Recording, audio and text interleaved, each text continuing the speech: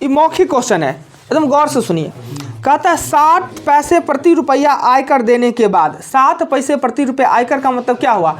अगर हम 100 पैसा कमाते हैं उसमें से 7 पैसा गवर्नमेंट ले लेता है और 93 को पैसा मेरे पॉकेट में जाता है, तब शुद्ध इनकम मेरा कितना होता है? 9300। 7 को पैसा सरकार ले लेता है, 93 को पैसा मेरे पॉकेट में रहता है, तो मेरा इनकम 9300 है। कहता है आयकर 2 रुपया प्रति पैसा कम हो गया। कम हो जाने का मतलब क्या? पहले जो हम 7 पैसा देते थे आयकर, अब 5 पैसा ही देते थे। 7 देते थे तो 9300 मेरा, 5 देंगे तो 9500 मेरा। बस यही क्वेश्चन है और कुछ नहीं। पढ़ के फिर से सुनाते हैं। 7, सुनिए ना पीछे वाला। 7 पैसे प्रति रुपया आयकर देने के बाद एक व्यक्ति का शुद्ध इनकम 9300 रुपया है। यदि आकर 2 पैसे प्रति रुपया कम हो जाए तो उसका शुद्ध इनकम कितना? तो 9500। 7 को सरकार को देते हैं तो 93 को हमको मिलता है, 5 को सरकार को देंगे तो 95 को हमें मिलेगा। बताने की जरूरत नहीं है इसमें। आइए 120। कहता है एक मूर्ति का मूल्य एक फ्रेम के मूल्य के बराबर है। जितना मूर्ति का मूल्य है सेम फ्रेम का मूल्य है। यदि फ्रेम का मूल्य 100 रुपया कम होता और मूर्ति का मूल्य 75 रुपया अधिक होता तो फ्रेम का मूल्य मूर्ति के मूल्य के आधा होता, तो फ्रेम का मूल्य क्या होगा? यानी माना दोनों का मूल्य, माना दोनों का मूल्य,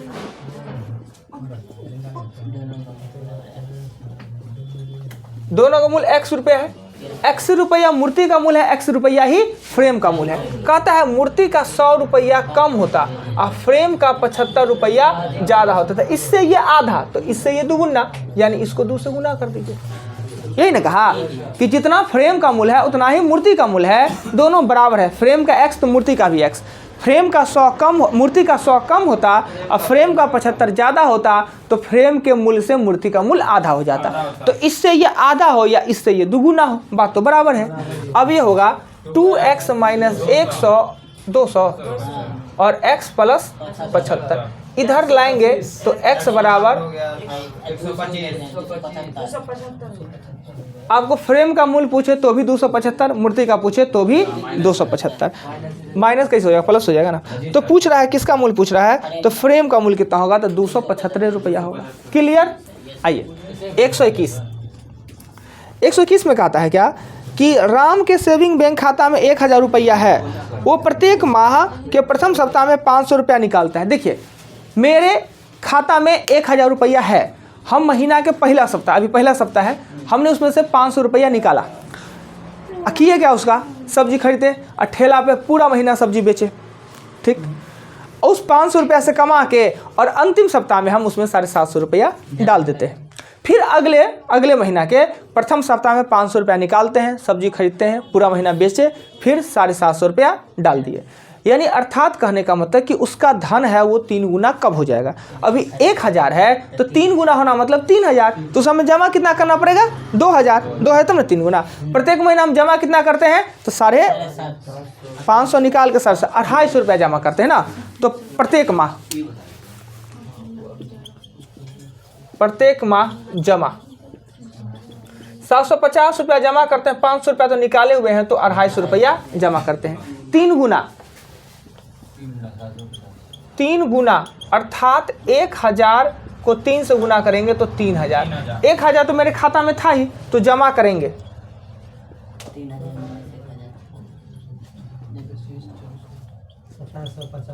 2000 रुपये हमको जमा करना पड़ेगा। कितना महीना लगेगा? तो अगर प्रत्येक माह में हम 250 रुपया जमा करते हैं तो 8 माह लगेगा। 8 माह में मेरा धन 3 गुना हो जाएगा। फिर से क्वेश्चन को हम पढ़ रहे हैं, सुनिए। कहता है राम के सेविंग बैंक खाता में 1000 रुपया था। प्रत्येक माह के प्रथम सप्ताह में 500 रुपया निकाल लेता है और माह के अंत में 750 रुपया जमा कर देता है। कितने माह बाद उसका धन 3 गुना हो जाएगा? 50 है 250, 8 माह ना। 8 महीने में उसका धन क्या होगा? 3 गुना हो जाएगा। क्लियर? कुछ कहना है? आगे क्वेश्चन देखते रहिए। 500 रुपया में तो सब्जी ना बेचेगा जी, और कौन काम होगा? अंडो बेच सकता है ना जी, ठंडा है। 22 कहता है एक कक्षा में 18 लड़कों में से प्रत्येक की ऊंचाई 160 सेंटीमीटर है। 18 का ऊंचाई 160 सेंटीमीटर है। एक कक्षा में 18 लड़के, प्रत्येक ऊंचाई 160 मीटर है। ये लड़का कुल लड़कों के 3/4 है, कुल लड़कों के 3/4, यानी 18 को लड़का है ना, वो कुल लड़कों का 3/4। तो कुल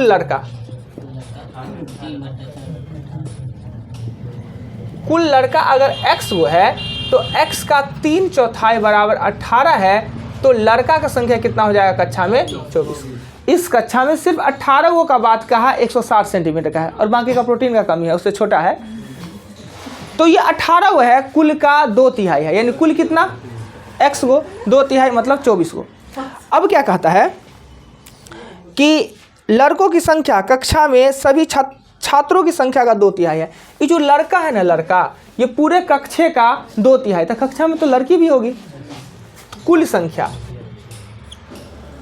संख्या लड़का प्लस लड़की सहित कितना है y को। तो देखिए y का 2/3 है ना, वो लड़का है, यानी y की संख्या कितना है? 36 गो। इस कक्षे में पूरे 36 गो है, जिसमें 24 गो लड़का है, तो बाकी लड़की। तो लड़की पूछता होगा।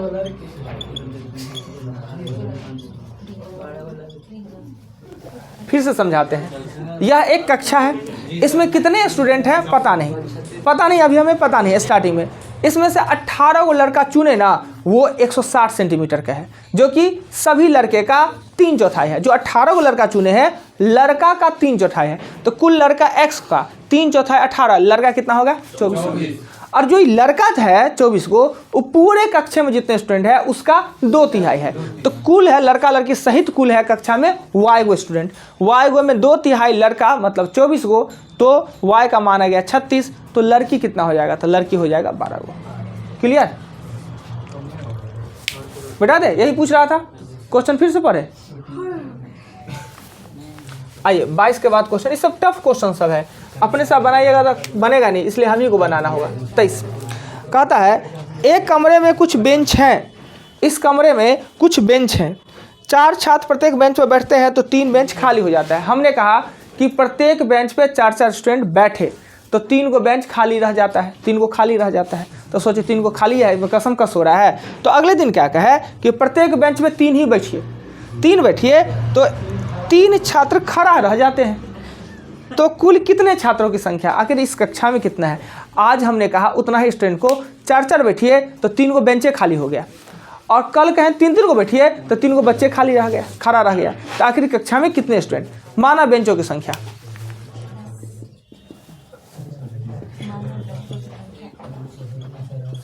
x। अगर हम x गो बेंच में 3 गो खाली रह जाता है, कब? जब हम 4-4 को बैठाते हैं, 3 गो बेंच खाली रह जाता है। अगले दिन जब हम 3-3 को बैठाते हैं तो 3 गो स्टूडेंट खड़ा, मतलब एगो बेंच की आवश्यकता और होता है। 3 गो खड़ा है तो एगो और बेंच होता तो हो जाता है ना। तो पहले दिन 3 गो बेंच खाली हो जाता है, 4-4 को बैठता है, तो अगले दिन 3-3 को बैठता है तो एगो 3 गो खड़ा होना मतलब एगो बेंच की आवश्यकता और होता है। दोनों वही लड़का को हमने बैठाया है। ये हो जाएगा 4x - 12 और 3x + 3। इसको इधर लाएंगे और इसको इधर लाएंगे तो 15 गो। बेंचों की संख्या 15। बेंच की संख्या नहीं पूछता होगा, छात्रों की संख्या पूछता होगा। क्या पूछ रहा है? छात्रों की संख्या। ये भी तो छात्र है, तो इधर ही ले आइए। तो 4 × 12 48 को छात्र इस कक्षा में। क्या क्वेश्चन को पढ़िए और आपको खुद पता चलेगा।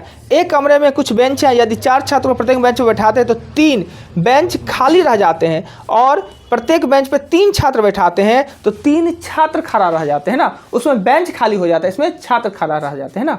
समझ गए बात को? कुल कितने स्टूडेंट? इस पर भी देंगे तो भी 48, इस पर देंगे तो भी 48 होगा ना। मिटा दे। समझने की बात है, बात को समझिए सिर्फ। तो इसके बाद 24 में कहता है एक श्रमिक को 120 दिनों के लिए काम पे रखा गया, यानी एक मजदूर को, ठेकेदार को हम काम करने के लिए रखा गया। ठेकेदार से बड़ी बदमाशी करेगा, 2 दिन आपके यहाँ काम कर लेगा, 2 दिन मार देगा एब्सेंट, फिर दूसरा जगह कर लेगा और कहेगा फलाना ठिकाना 100 बहाना करेगा। अभी हम भी फ़ोन किए थे ना, जुटेगा बहाना तहाना हमको पढ़ा दिया अगाई में। हाँ, फंसा के रखना है तो शर्त रख देंगे उसी समय कि हमको फंसाए नहीं, कि वो डेली काम करेगा तो ठीक है, और काम नहीं करेगा तो दंड लगाएंगे। तो वही दंड है इसमें प्रावधान। कहा कि एक मजदूर को 20 दिनों के लिए काम पे रखा गया, काम पे रखा गया है। कहा गया है क्या कि अगर आप प्रत्येक दिन काम करिएगा मेरे यहाँ तो हम 60 रुपया देंगे, और जिस दिन एब्सेंट हुए 5 रुपया जुर्माना लेंगे। अगर वह कुल 745 रुपया उसे मिलता है तो कितने दिन वो एब्सेंट रहा है, अनुपस्थित कितने दिन रहा। तो कुल समय कितना है, 20 दिन। कुल समय कितना है, 20 दिन। इस 20 दिन में से x दिन उसने काम किया या x दिन एब्सेंट रहा है ना, काम किया, कामे किया, काम किया अगर x दिन तो एब्सेंट कितना होगा, x माइनस 20 दिन। ये जो काम किया इसके लिए कितना रुपया इसको मिला, 60 रुपया। और जिस दिन काम नहीं किया उसके लिए 5 रुपया दंड काट लिया, क्यों नहीं काम किया, हमारा डिस्टर्ब हुआ ना, डिस्टर्ब। तब इसको 675 रुपया हिसाब किताब 745 हिसाब किताब करके 745 रुपया उसे मिला। तो ये होगा 60x माइनस 100 और प्लस x बराबर प्लस से न हो जाएगा 5x होगा ना प्लस। अब ये दोनों जीत के हो जाएगा 65x और ये इधर चला जाएगा 600 845। इससे ये कटेगा कितना होता है मुझे 13 मरतबे 13। तो काम किया 13 दिन तो नहीं किया बराबर, ये पूछ रहा है, नहीं किया वो पूछ रहा है। बात समझ में आया जी, पूरा बात समझ में आ गया, दिक्कत नहीं ना। चलिए बेटा दे, कोई दिक्कत, 7 कहाँ से आया, ये हम ना किया हुआ को x माने हैं, नहीं किया होगा 20 माइनस x, तो किया 13 तो नहीं किया कितना 7 दिन। 24 के बाद 25 कहता है एक रेलगाड़ी, देखिए क्वेश्चन है, कॉन्सेप्ट बेस्ड क्वेश्चन है। एक रेलगाड़ी, आप लोग सभी आदमी दरभंगा स्टेशन देख रहे हैं, यहाँ से कैसे देख रहे हैं, मन में देख रहे हैं ना कि दरभंगा स्टेशन है। और दरभंगा स्टेशन का पहला एगो एक्सप्रेस गाड़ी है, दरभंगा स्टेशन खुल के स्टेशन से चल के कहाँ आती है, लहरियासराय, और लहरियासराय के बाद एक बार जाएगा हायाघाट, और हायाघाट के बाद सीधे समस्तीपुर। एक्सप्रेस का यही हालत है नहीं जी, जैसे शहीद आज अभी 9 बजे आएगा, 9:30 बजे आया होगा अभी, दरभंगा से खुले लहरियासराय, लहरियासराय से हायाघाट और सीधे समस्तीपुर। तो एक ट्रेन क्या आपको हरदम स्थिर रहता है, बात जितना रहे उतना सुनिए ना। अब जो ट्रेन वहाँ से चला दरभंगा से, वो लहरियासराय पे आया ना, तो कुछ सवारी उसमें उतरा और कुछ उसमें चढ़ गया। हायाघाट में क्या हुआ कि खाली उतरवे किया, चढ़ा नहीं एक को, और समस्तीपुर जाके उसने कितना सवारी ले गया। क्वेश्चन ऐसा ही कहता है 25 में, देखिए जो हमने कहा वही लिखा हैगा। एक रेलगाड़ी कुछ सवारी लेकर चली है, पहले आने वाले स्टेशन पे आधी सवारी को उतार दिया, यानी लहरियासराय में आधी को उतार दिया और 120 सवारी को चढ़ा लिया। दूसरे स्टेशन पर यानी कि हायाघाट में आधी सवारी को उतारा, सिर्फ आधी को उतारा, चढ़ाया एक भी नहीं। 360 सवारी लेके वो गंतव्य पे पहुंचा, यानी अर्थात समस्तीपुर में पहुंचा। तो आरंभ में यानी दरभंगा से रेल में कितने आदमी थे, यही ना।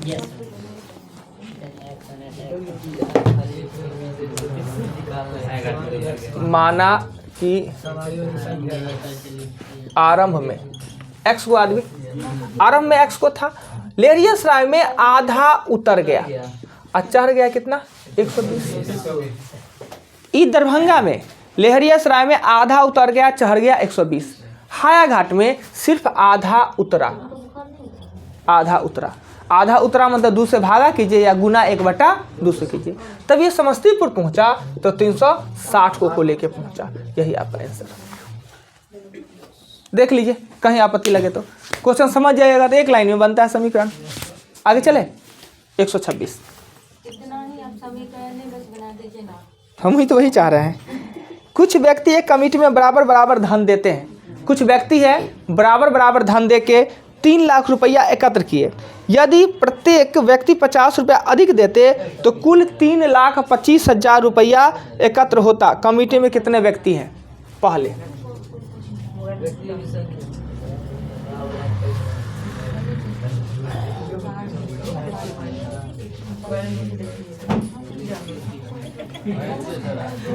देखिए 3 लाख है ना, इसको आप अगर उसमें लिखिएगा संख्यात्मक मान में ना तो गलती हो जाएगा। 3 लाख 0 के साथ लिखिए, काहे को 3.25 लाख लिखा हुआ है। राइट, 3 लाख प्रत्येक द्वारा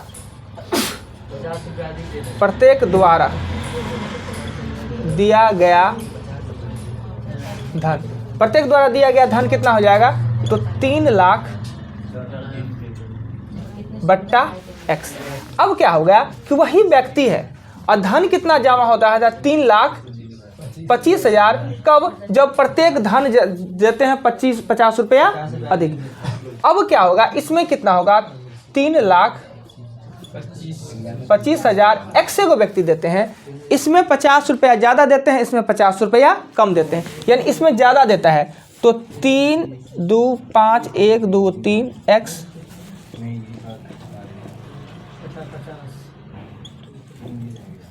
बराबर 50। अब नीचे में है तो आसान से हो जाएगा, इसका कैलकुलेशन आसान हो जाएगा।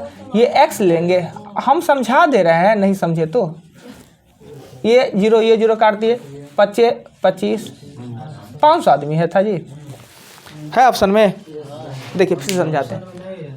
ओह ये कौन देख लिया, ऊपर वाला आंसर देख लीजिए, आओ ये करते हैं 26 500 आंसर होगा, 500 आंसर होगा। अब देखिए होता क्या है कि इस एक कमेटी है, इसमें कितना व्यक्ति है पता नहीं, कितना व्यक्ति है 100, प्रत्येक ने कितना पैसा दिया वो भी पता नहीं, पर जमा हम कितना कर लिए 3 लाख। अगर x आदमी 3 लाख रुपया जमा किया है तो एक आदमी कितना पैसा दिया होगा, 3 लाख बट्टा x, कोई दिक्कत नहीं। अब क्या होता है कि प्रत्येक व्यक्ति 50 रुपया ज़्यादा दे तो जो जमा राशि है वो 3,25,000 हो जाता है। तो व्यक्ति तो x को है, जमा राशि कितना है 3,25,000, तो प्रत्येक व्यक्ति इतना पैसा देगा। ये एक व्यक्ति का पैसा, ये एक व्यक्ति का पैसा, इसमें क्या है 50 रुपया ज़्यादा है, इसमें से इसको घटा दिए, बराबर में 50 लिख दिए, कैलकुलेशन आसान हो गया ना। आइए अगला क्वेश्चन।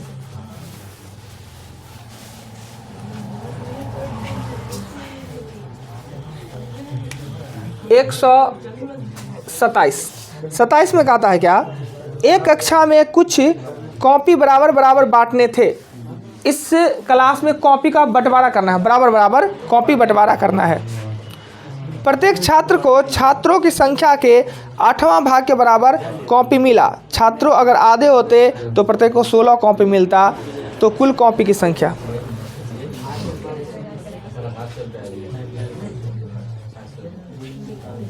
देखिए कॉपी की संख्या x है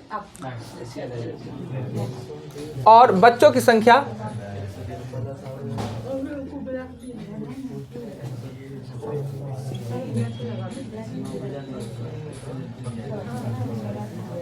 अच्छा थोड़ा शांत हो जाएगा, क्वेश्चन को पहले समझिएगा। इस कक्षा में कॉपी बांटना है, न हमें कॉपी का संख्या पता है न ही हमको बच्चे का संख्या पता है, सिर्फ 2 कंडीशन दे दिया। हमने माना कि कॉपी की संख्या x, कहता है कि प्रत्येक बच्चा को ना कॉपी के 8वां भाग मिला है, यानी प्रत्येक बच्चा को कितना कॉपी मिला है, x बट्टा 8 मिला है ना, x बट्टा 8।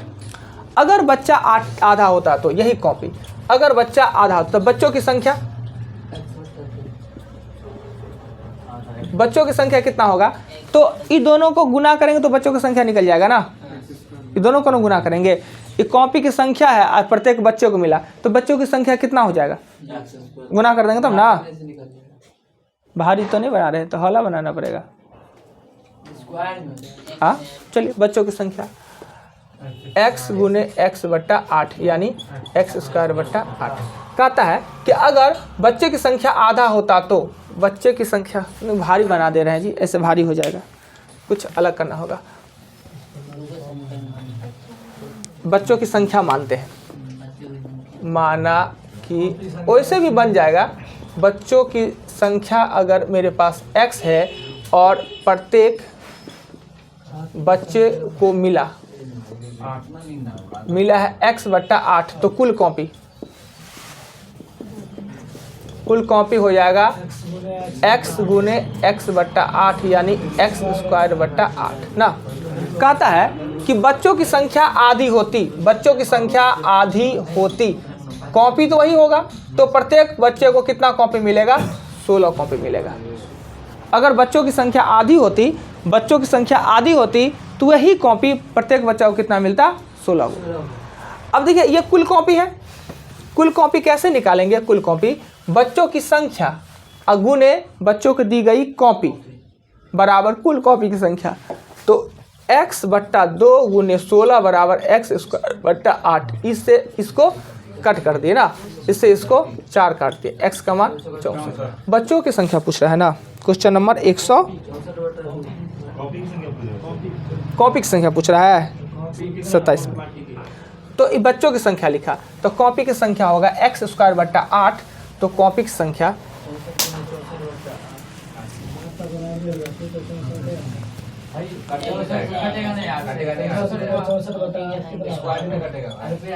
x स्क्वायर बट्टा 8 यानी कि 64 गुने 64 8 8 64 64 गुने 8 बराबर 512 होता है।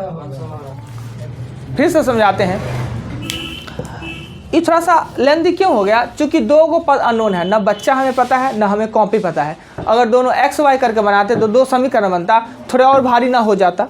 तो हमने क्या किया, बच्चों की संख्या कहा x, और कहता है खुद कि जितना कॉपी है उसके 8वां भाग प्रत्येक बच्चे को मिला है, यानी 8वें भाग के बराबर।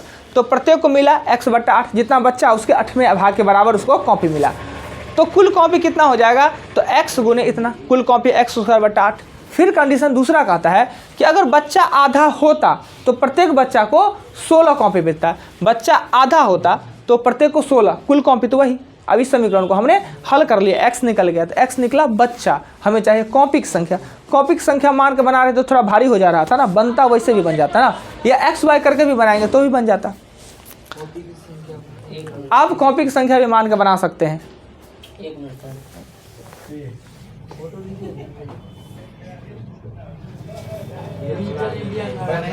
आगे चले,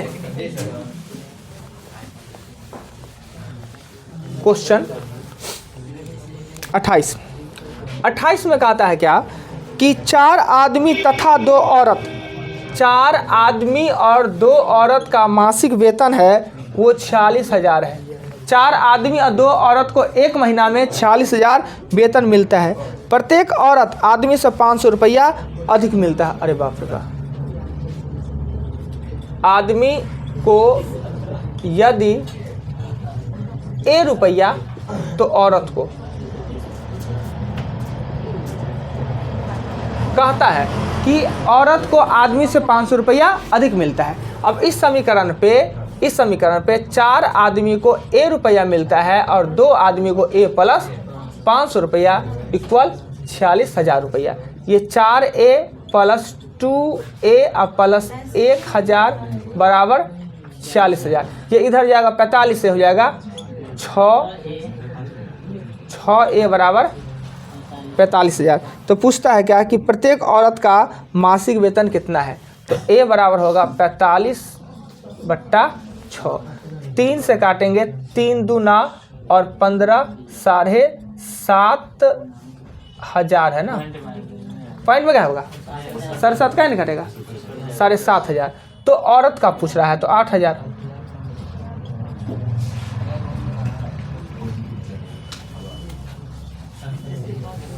देखिए फिर से बताते हैं, थोड़ा ध्यान दीजिएगा कि यहाँ तो एक बार में समझ जाइएगा। 4 गो पुरुष है, 4 गो पुरुष है, 2 गो महिला है। एक महीना में 46,000 रुपया उसको वेतन मिला। कहता है क्वेश्चन में कि औरत को पुरुष से 500 रुपया अधिक मिलता है। तो आदमी को यदि ए रुपया मिलता है तो औरत को ए प्लस 500 रुपया मिलता है। ठीक, अब इस समीकरण पर 4 गो आदमी को ए रुपया मिलता है और 2 गो महिला को ए प्लस 500 रुपया मिलता है। इसी को हमने सॉल्व किया, ए का मान निकला 7500, मतलब ये तो पुरुष का है, आदमी का है, तो महिला को तो 500 ज़्यादा मिलता है, तो महिला को 8,000 रुपया मिलता है। क्लियर? आगे चलते हैं। मॉल वाला है नौकरी जी, मॉल में इतने पैसा मिलता है, पुरुष को 7,500, महिला को 8,000। महिला को लिपस्टिक लगाने के लिए 500, ग्राहक को सुपर। अब बात सही है, मजाक नहीं कर रहे, रियल में ऐसा होता है। अब पता कीजिए मॉल में जाकर ऐसे ही होता है। हाँ आगे 129 कहता है कि 366 पृष्ठ लिखने के लिए पृष्ठ 366 को लिखना है। एक बुक पर 1 2 3 4 5 10 11 366। हमें एक बुक पर 366 पृष्ठ लिखना है, अंकित करना है। तो इसे लिखने हेतु कितने अंकों की आवश्यकता होगा? अब बताइए, एक अंकीय अंक की संख्या कितना होता है? 9 गो। एक दिन और सिखाए होंगे आप लोग को, सिखा है 9 गो। 2 अंकों का होता है 90 गो। 2 अंकों का होता है 10 से लेकर 99 तक 90 गो। और बाकी जो होगा वो 3 अंकों का, 3 अंकों का होगा 267 गो। अब देखिए 366 में 99 को घटा लेंगे तो 267 ना बचेगा, हाँ यही ना होगा। चलिए अब इससे गुना करेंगे तो 7 तिया 21, 6 तिया 18, 2 20, 3 दूना 6 1 7। इसे जोड़ेंगे तो 10 8, इसको जोड़ेंगे तो 10 9 9 990 अंकों की आवश्यकता होगा। एक दिन और हम प्रैक्टिस में इसको सिखाए होंगे, सिखाए थे। चलिए अगला क्वेश्चन 30 पे चलते हैं। 30 मिटा दे। जितना लैंग्वेज वाला क्वेश्चन होगा ना, प्रत्येक दिन हम ही उसको बताएंगे और पीछे अगले दिन फिर आप बनाइए, दिक्कत हो तो फिर हम टाइम दें तो पूछिएगा। 130 पता है कि आपको देंगे तो सब पूछ ही लीजिएगा, झूठेगा उसमें टाइम लगा रहे हैं, सब मिलाकर पूछ ही लेना है। 130 में कहता है कि एक पुस्तक की पृष्ठ संख्या 1 से आरंभ होती है, 1 से आरंभ होती है, 1 2 3 आरंभ होती है, और पृष्ठ संख्या लिखने हेतु कहाँ पे अंत होती है पता नहीं, अंकों की संख्या लगता है, अंकों की संख्या लगता है वो 3189। पिछले क्वेश्चन में पृष्ठ दे के अंक पूछा, इसमें अंक दे के पृष्ठ पूछा, ठीक है कोई बात नहीं। एक अंक की संख्या होता है 9 गो, 9 गो, और 2 अंकों का होता है, 2 अंकों का होता है 90 गो, और 3 अंकों का होता है 900 2700। इससे जो आगे होगा वो 4 अंकों का होगा, तो हम इसे जोड़ लेंगे, इसे जोड़ लेंगे तो 9 8 8 और 2, यानी 1 से लेकर 999 तक लिखने के लिए हमें कितने अंक चाहिए? तो 2889 शेष होगा। 3189 में से 2889 घटाएंगे तो 300 होगा, 300। ये 300 अंक है वो कितना है? 4 अंक के। 999 के बाद कितना हो जाएगा? 4 अंकियों का। तो 300 में 4 से भागा देंगे तो हो जाएगा 75। 1 अंकीय 9 गो, 2 अंकीय 90 गो, 3 अंकीय 900 और 4 अंकीय 75 गो, यानी 274 गो पृष्ठ है उसमें, उस पुस्तक में। यानी पहले आपको दिया पृष्ठ से अंक पूछा, अब अंक देके पृष्ठ पूछा, 1 अंक 2 अंक 3 अंक घटा ले, जो बचा वो 4 अंकों का है और 4 से भागा दिया, हमने सबको जोड़ दिया, यानी 274 गो पृष्ठ लिखे हैं। 274 पृष्ठ लिखने के लिए इतना ही अंक चाहिए। 30 तक कंप्लीट। अब फिर अगले दिन आगे अब इसी को बनाइए, पीछे ही नहीं कम से कम हो तो क्वेश्चन को 2-4 बार पढ़ लीजिए ना। आगे जो क्वेश्चन है पढ़ तो सकते हैं ना, पढ़े हुए रहिएगा ना तो एक बार हम बोलेंगे तो आधे समझ में आएगा, नहीं तो हम पढ़ रहे हैं दिमाग से निकल रहा है। भाई हिंदी में लिखा है 3 बार पढ़ तो सकते हैं ना, पढ़ के आइएगा।